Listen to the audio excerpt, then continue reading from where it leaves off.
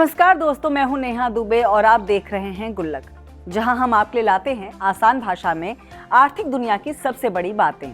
आज हम एक ऐसे विषय पर बात करेंगे जो सीधा आपकी जेब से जुड़ा है। वो है आरबीआई की रेपो रेट और उसका महंगाई यानी इन्फ्लेशन से गहरा रिश्ता। ये सिर्फ आर्थिक शब्द नहीं है, बल्कि ये तय करते हैं कि आपकी ईएमआई कितनी होगी, आपके निवेश पर रिटर्न कैसा मिलेगा और बाजार किस दिशा में जाएगा। तो चलिए आसान और दिलचस्प तरीके से समझते हैं कि आरबीआई रेपो रेट क्यों तय करता है और ये कैसे महंगाई से जुड़ा है। भारतीय रिजर्व बैंक यानी आरबीआई भारत की केंद्रीय बैंक है। इसका मुख्य काम है देश की मौद्रिक नीति को नियंत्रित करना, ताकि महंगाई काबू में रहे, आर्थिक विकास बना रहे, मुद्रा की सप्लाई संतुलित रहे, वित्तीय स्थिरता बनी रहे। आरबीआई ये काम अपने कई टूल्स के जरिए करता है, जिसमें सबसे अहम है रेपो रेट। अब समझते हैं कि रेपो रेट क्या होता है। असलियत में यह वह ब्याज दर होती है जिस पर आरबीआई देश के बैंकों को अल्पकालिक यानी शॉर्ट टर्म लोन देता है। जब किसी बैंक को पैसों की जरूरत होती है तो वो अपनी सरकार सिक्योरिटी गिरवी रखकर आरबीआई से पैसा लेता है और इसके बदले ब्याज देता है, जिसे हम रेपो रेट कहते हैं। अगर आरबीआई रेपो रेट बढ़ाता है तो बैंकों को पैसा महंगा मिलता है, और अगर आरबीआई रेपो रेट घटाता है तो बैंकों को पैसा सस्ता पड़ता है। लेकिन सवाल ये है कि इससे आपको और हमें क्या फर्क पड़ता है। रेपो रेट और आम लोगों का रिश्ता कुछ ऐसा है कि बैंक वही पैसा जनता को लोन देने में इस्तेमाल करते हैं, जैसे कि home loan, personal loan, car loan, business loan. अगर बैंक को आरबीआई से महंगा पैसा मिलेगा तो वो भी आपको लोन महंगे में देंगे। इसका मतलब ईएमआई ज्यादा देनी पड़ेगी, इसलिए रेपो रेट बदलने से सीधे आपकी जेब पर असर पड़ता है। एग्जाम्पल के तौर पर अगर आरबीआई रेपो रेट को 6.5% से घटाकर 6.25% करता है तो बैंक आपकी ईएमआई में थोड़ा कटौती कर सकते हैं। वहीं अगर रेपो रेट बढ़ाई जाती है तो ईएमआई बढ़ सकती है। अब समझ लेते हैं कि रेपो रेट और महंगाई के रिलेशनशिप को, यानी आरबीआई रेपो रेट क्यों बदलता है और इसका महंगाई से क्या ताल्लुक है। महंगाई यानी इन्फ्लेशन उस प्रक्रिया को कहते हैं जिसमें प्रोडक्ट्स और सर्विसेज की कीमतें बढ़ती हैं। आरबीआई का लक्ष्य होता है कि महंगाई 4% के आसपास बनी रहे। अब अगर महंगाई इससे ऊपर जाती है तो यह आम आदमी की क्रय शक्ति को प्रभावित करती है। जब महंगाई बढ़ती है तो आरबीआई रेपो रेट बढ़ा देता है। इससे बैंक महंगे लोन देते हैं, लोग कम उधार लेते हैं, बाजार में खर्च कम होता है और मांग घटती है।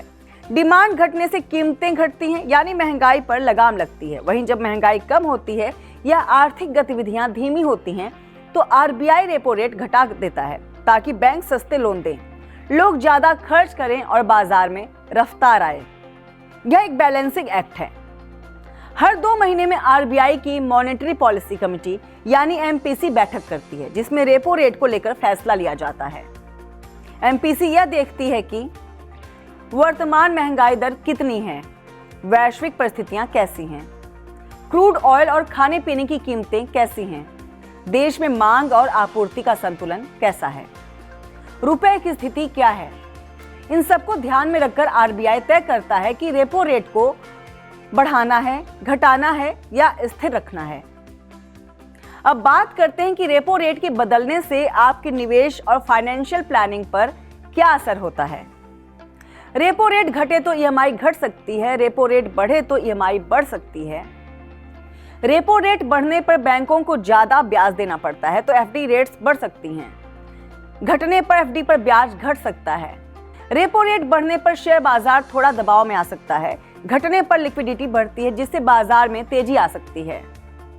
आज की ग्लोबल इकोनॉमी में आरबीआई अकेला नहीं है। अमेरिका का फेडरल रिजर्व, यूरोप का ईसीबी, सभी सेंट्रल बैंक ब्याज दरों के जरिए महंगाई और विकास को संतुलित कर रहे हैं। अमेरिका में अगर ब्याज दर बढ़ती है तो विदेशी निवेशक भारत से पैसा निकाल सकते हैं। इससे रुपया कमजोर होता है और आयात महंगा हो जाता है। इसलिए आरबीआई को हर वैश्विक मूवमेंट पर नजर रखनी पड़ती है। साथ ही भारत में मॉनसून, कृषि उत्पादन और क्रूड ऑयल की कीमतें भी महंगाई को प्रभावित करते हैं। मान लीजिए आज आरबीआई ने रेपो रेट को 6.5% पर ही स्थिर रखा है, तो इसके पीछे का कारण हो सकता है खाद्य महंगाई अभी भी ऊंची है, मॉनसून सामान्य से कमजोर है, आरबीआई अभी हालात पर नजर रखना चाहता है, यानी वेट एंड वॉच मोड पर है। विशेषज्ञ मानते हैं कि आरबीआई अब तक दर नहीं घटाएगा जब तक महंगाई 4% के करीब ना आ जाए। अब सवाल है, आप क्या करें?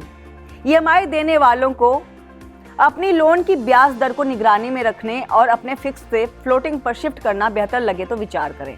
अगर ब्याज दरें ऊंचाई पर हैं तो एफडी में निवेश करने का समय ठीक है।